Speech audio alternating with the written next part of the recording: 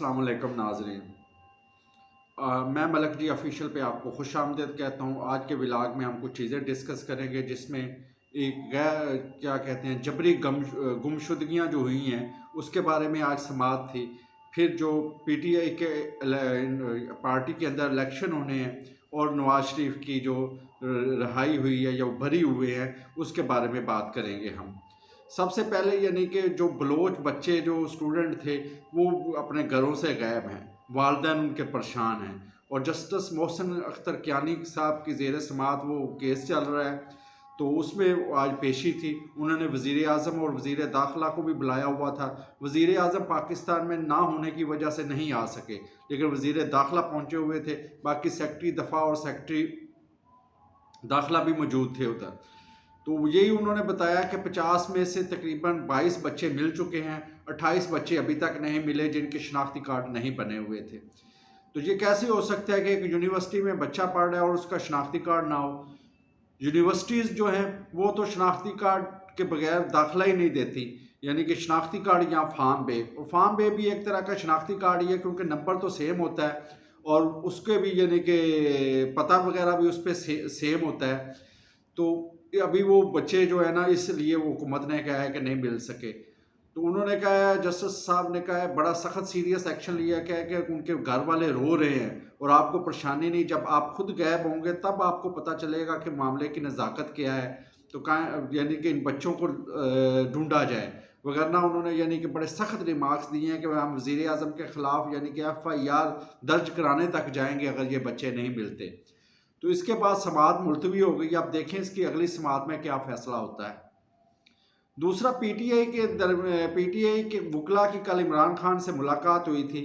तो उस मुलाकात के बाद काफ़ी चहमगोइयाँ शुरू हो गई थी क्योंकि पीटीआई का ना एक इलेक्शन होना है, क्योंकि उनको इलेक्शन कमीशन ने 20 दिनों की मोहलत दी हुई है। अगर 20 दिन के अंदर अंदर वो अपना इलेक्शन करवा लेंगे तो उनका बल्ले का निशान जो है वो बच जाएगा, वरना बल्ले का निशान नहीं बचेगा। तो इस बारे में काफ़ी यानी कि चहमगोइयाँ और अफवाह साजी फुल अरूज पे थी। शेर अफजल मरवत साहब ने बाहर आके कहा कि बैरिस्टर गौहर अली ख़ान को नामजद किया गया है। फिर आज यानी कि अली ज़फ़र साहब ने भी उसकी आज तईद कर दी है।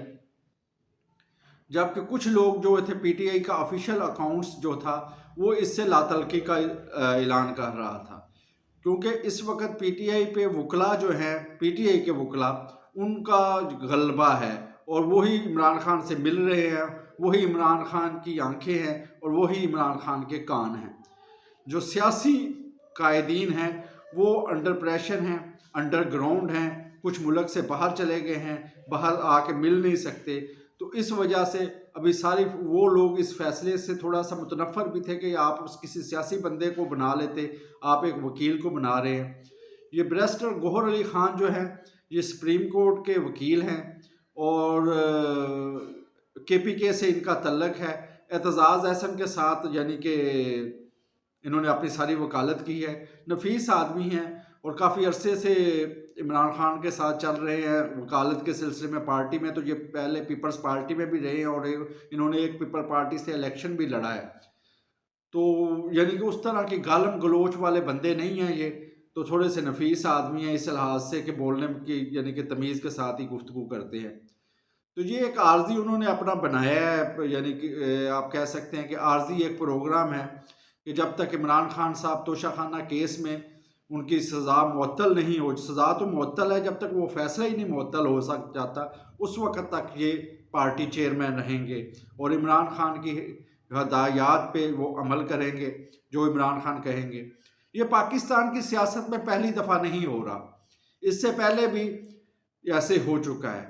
एक वक्त ऐसा था कि पीपल्स पार्टी की बेनज़ीर पे पाबंदी थी, तो उन्होंने फिर पीपल पार्टी पेट्रियार्ड बना के मखदूम अमीन फ़हीम को उसका चेयरमैन बनाया और मखदूम अमीन फ़हीम वो पार्टी चलाते रहे। हालांकि सारे फैसले या सारी जो हदायत थी या डायरेक्शन थी वो बेनज़ीर ही दिया करती थी। जब नवाज शरीफ को क़यादत से नाहल किया गया तो फिर इन्होंने स्टैंड बाई यानी कि शहबाज शरीफ को पार्टी का सदर बनाया और फिर इस तरह इन्होंने अपनी पार्टी चलाई, लेकिन सारे फैसले जो थे वो नवाज शरीफ ही किया करते थे। तो इस तरह बैरिस्टर गौहर अली ख़ान अगर इलेक्शन जीत के अपनी पार्टी के चेयरमैन बन जाते हैं, لیکن سارے فیصلے جو ہیں وہ عمران خان کے ہی ہوں گے۔ تو قدرت کی ایک صدم ظریفی بھی اس میں ہے کہ 29 نومبر کو چیف آف آرمی سٹاف کو 1 سال مکمل ہو گیا ہے، تو عمران خان نے بڑی کوششیں کی کہ چیف آف آرمی سٹاف یہ نہ بن سکیں، یعنی کہ دھرنے دیے، کیا کہتے ہیں، لانگ مارچ کیا، اور وہ اسمبلی اب تک اپنے پاس منگوائی کہ یار یہ چیف آف آرمی سٹاف نہ بن جائے۔ لیکن ستم ظریفی یہ ہے کہ 1 سال کے بعد چیف آف آرمی سٹاف تو وہی ہیں جن کو وہ نہیں چاہتے تھے کہ بنے، لیکن عمران خان پارٹی چیئرمین کے عہدے پہ نہیں رہے، اور اب پارٹی ان کے یعنی کہ ایک طرح قانونی طور پہ پارٹی اب ان کے ہاتھ میں نہیں ہے، باقی چلے گی تو ان کی۔ دوسری آج جو اہم چیز تھی وہ نواز شریف صاحب کا لاہور اسلام آباد ہائی کورٹ سے بری ہونا ہے۔ یہ کیس انتہائی کمزور تھا، اور جب یہ کیس کی ضمانت تھی تو اس وقت بھی یہ جسٹس گل اورنگزیب حسن اس میں موجود تھے، اور اس فیصلے میں بھی انہوں نے نیب کی جو تھی نا وہ کیا کہتے ہیں کہ جو نالائکیاں وہ آشکار کی تھی۔ تو کمزور کیس تھا۔ پاکستان میں ویسے بھی عام قتل کے کیسز جو ہیں وہ استغاثہ سے مضبوط نہیں بنتے، تو یہ تو پھر ایک وائٹ کالر کرائم کا کیس تھا، اور وائٹ کالر کرائم کو ثابت کرنا بڑا مشکل ہوتا ہے، اور نیب تو اس میں پوری طرح نااہل ثابت ہوا ہے۔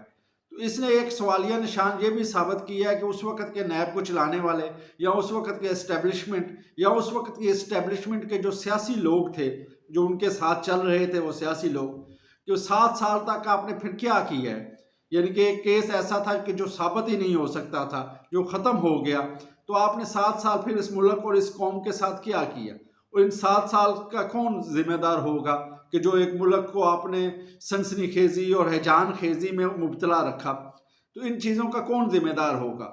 تو یہ بڑی ایک یعنی کہ میں کہہ سکتا ہوں کہ بری بات ہے، اور بڑی یعنی کہ دل توڑنے والی بات ہے کہ اور ہم دائروں کے چکر میں ہی سفر کر رہے ہیں، ابھی تک ہم جو ہے وہ ہماری کیا کہتے ہیں سمت ابھی تک نہیں تعین ہوئی، اور ابھی تک ہم دائروں کے چکر میں ہی چل رہے ہیں۔ تو یہ جسٹس ان دو ججز کا تو ہے، یہ جسٹس اطہر من اللہ کا بھی اس میں بڑا رول ہے کہ انہوں نے اس کیس کو اتنا چلنے نہیں دیا ہے، کیونکہ ان کو پتہ تھا نا کہ ان کے اوپر بڑا پریشر تھا کہ اس کیس کا جلد فیصلہ کرو، جو اس وقت کے چیف جسٹس تھے، لیکن انہوں نے میرٹ پہ اس کو سنتے رہے، اور اس کا جب تک ملزم خود نہ پیش ہوتا اس وقت انہوں نے فیصلہ نہیں کیا۔ تو آج وہ ملزم پھر خود آج نواز شریف صاحب بھی عدالت میں موجود تھے، تو نیب کی اس میں خاص کر جو ہے نا وہ بہت بری حالت تھی، یعنی کہ جتنے الزامات تھے نیب اس میں سے کسی کو بھی ثابت نہیں کر سکا۔ نیب نے جو چیزیں اس میں ثابت کرنی تھی کہ یہ بے نامی جائیداد ہے، یا یہ اثاثے جو ہے یہ اس وقت کے جو ذرائع آمدن ہے اس سے بڑھ کر ہیں، یا جب یہ اثاثے خریدے گئے ہیں اس وقت یہ ایک عوامی عہدے پہ موجود تھے، اس طرح کی کوئی چیز بھی نیب ثابت نہیں کر سکا۔ تو اب مسلم لیگ نون کے لیے تو بڑی خوشخبری ہے کہ ان کو اس کیس سے بری ہو گئے ہیں، اور اس کیس سے ان کو رہائی مل گئی ہے۔ اب دوسرا العزیزیہ ریفرنس رہ گیا ہے، اس کے بارے میں دیکھیں کہ وہ کیا ہوتا ہے۔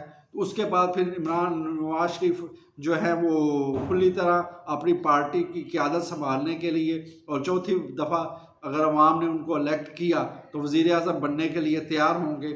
تو اس کے بارے میں دیکھیں گے کہ اب آگے چل کے کیا ہوتا ہے۔